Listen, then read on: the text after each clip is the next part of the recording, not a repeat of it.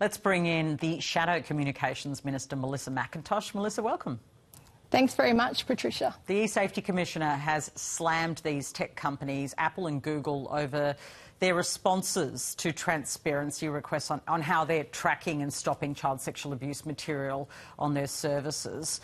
That's Julia Grant. She's been speaking about this. They are pushing back against this, but are you concerned that they're not taking enough action?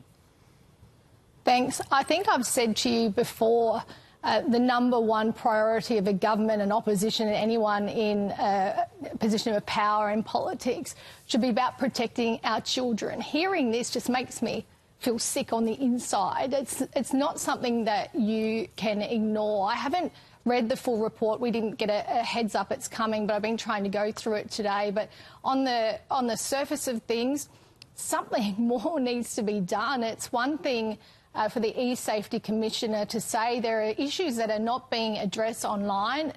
She did name some platforms. There are platforms there that weren't named, like TikTok and even AI, open source AI, was not mentioned at all, and that's also the future. But if this is going on, if things aren't changing, if children are being exploited in the most horrible, disgusting ways that no one could ever imagine, then the government needs to step in a little bit more. This is a bit of a warning bell that there are things going on out there that are not right. And even if we have a ban on kids under 16, this is something else. There are evil things going on in the online world, and you've been talking about AI. We need to be seriously looking at the future for our kids in that space too. Yeah, I mean, the eSafety Commissioner was obviously set up by the previous government. This government has built in her recommendations to be part of their process. That's why YouTube was recently put into that under-16s ban that will start in December. Are you saying that we need to relook to see if there's enough power for the eSafety Commissioner? Because she's making these requests to these companies. She's telling us that she's not satisfied by the response. Do we need to beef up the laws? On the contrary, I fear in some respects that the eSafety Commissioner, as an unelected official, has too much power in some ways. I think it should be officials, it should be parliamentarians that are making such serious decisions. So in regards to this, it is such a serious issue. Having the eSafety Commissioner, the only individual sole person overseeing this very, very serious issue, with claims of platforms not addressing serious accounts of child sex abuse and other abuse, it should be up to the government. So technology is moving so quickly. When the eSafety Commissioner role was established, when the codes, the power that she had was established, the digital world was a little bit different. So I think because things are moving so fast, and it is a serious issue for all governments around the world to protect our kids online now and into the future, I think it's time that we could be looking at how that might play out. Okay. I just want to say here, there is some risk of and I'm not by any means lessening the terrible nature of this particular issue.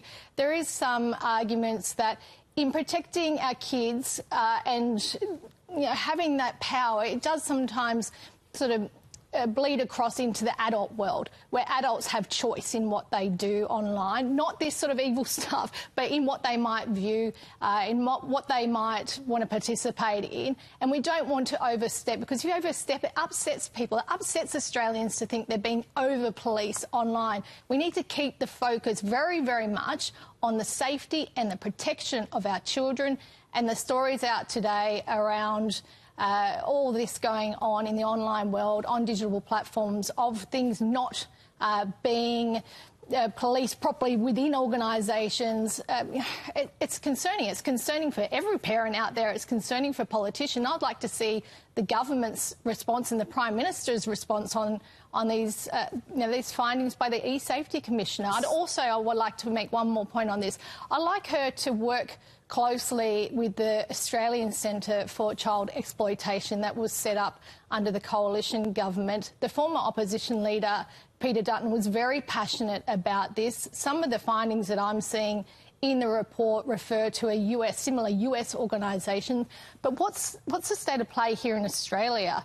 What are the issues we are seeing here in Australia? How are children, unfortunately and very sadly, potentially being exploited here and online? Like, how are we protecting our kids here in this country? So let me that should be the priority. If I can just get back in on the E-Safety Commissioner, you're saying that do you think the E-Safety Commissioner has too much power?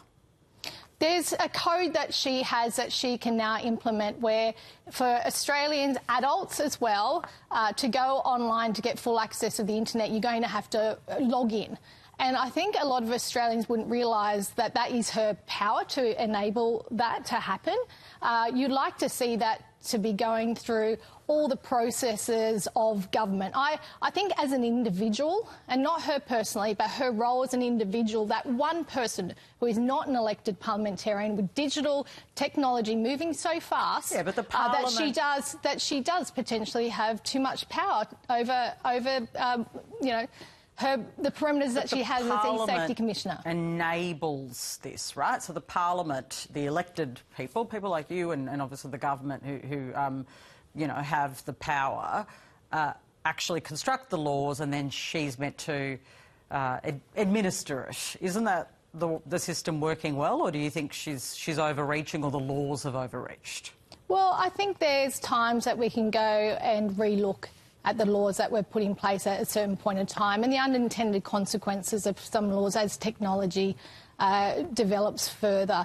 But I would hate even having this conversation around her powers takes away from this, what's going on online and the protection of our kids, which is what it should really be about, because that is absolutely stomach-churning, horrible information to come out, that kids are being exploited online and not enough is being done. More needs to be done. We should be, once again, we hear this and we should all be aghast that this is actually happening. Why is this happening online? How is it at this stage? And I think there needs to be a very prompt and serious look from the government with the information that they now have from the E-Safety Commissioner. The Productivity Commission today has also reported on AI. You mentioned AI and the way it affects children. They don't want a whole lot of regulation on AI, different interpretations of what they say, but they see it as burdensome regulation. Do you think we should have a light touch approach to AI, or should we be looking at some serious regulation? As a Liberal regulation, you're scaring me there. No, I'm also very patriotic about protecting Australian content. I've spoken about this before, and you can talk about it in the sense of the News Media Bargaining Code and protecting news media. So that should be a priority, protecting content. My son is very interested and works a lot in drawings, and if we're protecting online drawings, novelists, you were talking about that, journalists, I think it's it is a concern. And if there's any weakening of the laws, we already have enough difficulties in this country when it comes to the protection of intellectual property. There's so much intellectual property theft that goes on, particularly from offshore actors stealing content, stealing business knowledge. I think we need to be treading carefully, not over-regulating. Again, technology is moving so fast. There may be unintended consequences. Your previous guest, I think was right in that regard. If you regulate something that is moving quick, well, where does that place us? But I think protecting Australian content against those big tech companies who should be paying for it is absolutely. Thank you so much for joining us, Melissa. Thank you.